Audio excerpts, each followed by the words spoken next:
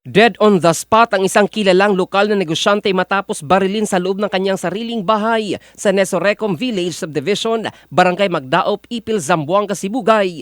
Kinilala sa ulat ng pulisya ang biktima na si Madonna Muhammad Sablani, 45 taong gulang, balo at may-ari ng isang sikat na restoran sa nasabing lungsod. Ayon sa pulisya, bandang alas 7:40 ng gabi noong nakarang Pebrero 4 nang puwersahang pasukin ng dalawang hindi pa kilalang sospek ang kanyang bahay at pagbabarilin siya ng malapitan.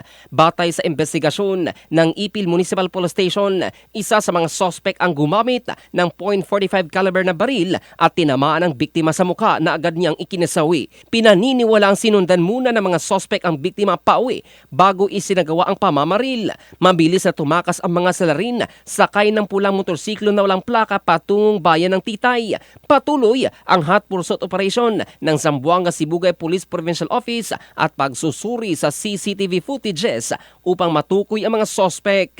Inaalam pa ng mga otoridad kung personal may kinalaman sa negosyo o iba pang motibo ang nasa likod ng krimen.